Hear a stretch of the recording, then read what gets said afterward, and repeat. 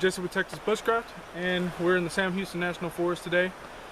Figured this would be a perfect spot to kind of do a look at / review of Mark Merriwether's book, Foraging. This is published by Idiot's Guide, and it has a few unique features to it we're going to take a look at right now. Stay tuned.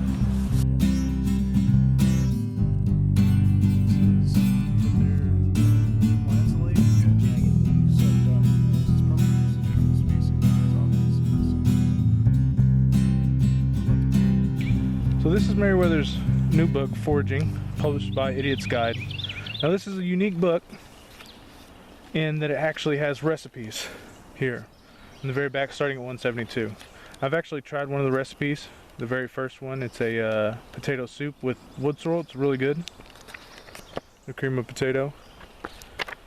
But we're going to kind of go over what I like about the book. So there's just about 150 plants in this entire book, starting with trees and basswood, and then you'll notice it's categorized by the type of plant it is, starting with trees, vines, weeds, wildflowers, aquatics, and then the mushrooms. And each one of the plants that are covered will have full detailed pictures, high quality pictures, showing the plants and what you're looking for in each one of them. So you'll see seedling, trunk, leaf, flower, nut. So seedling, trunk, leaf, flower, nut.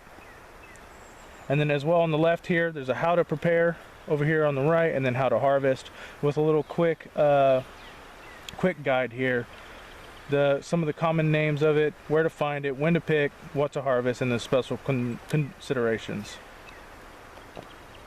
So with some of the plants that have poisonous mimics, there'll be a small section down here kind of showing you what to look for and not to confuse it. In this case, it'll be Mustang grape, and the mimic being Virginia creeper.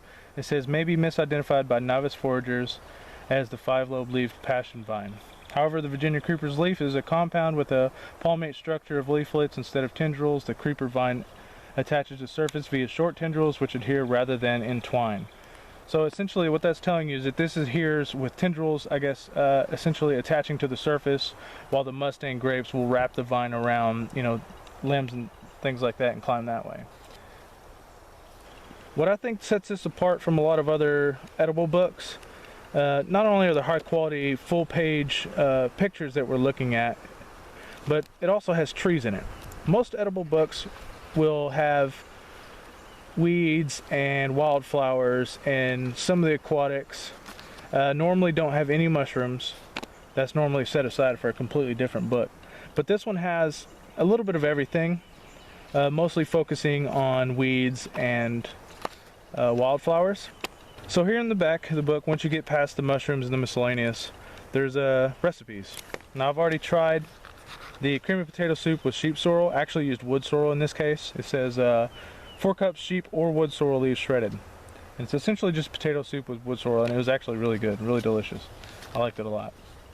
And you'll see a bunch of different ones, even vinaigrettes, salads, quiche, wasabi. There's a bunch of different things in here.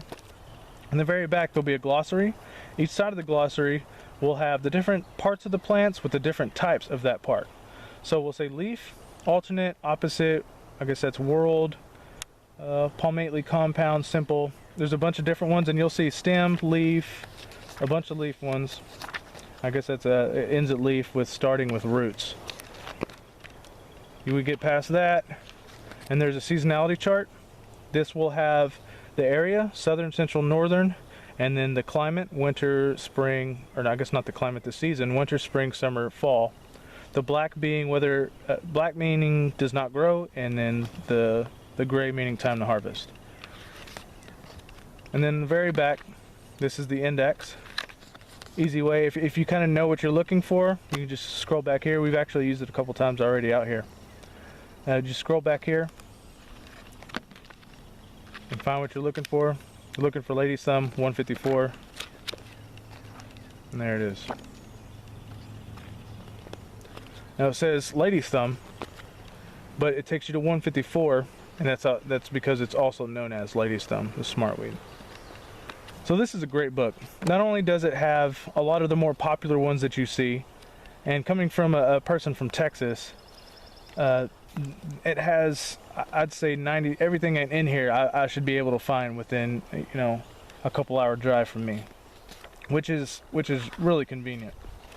But not only does it have a lot of plants, 150 to be exact, or just under 150, but it also has some of the recipes that you can use with those plants.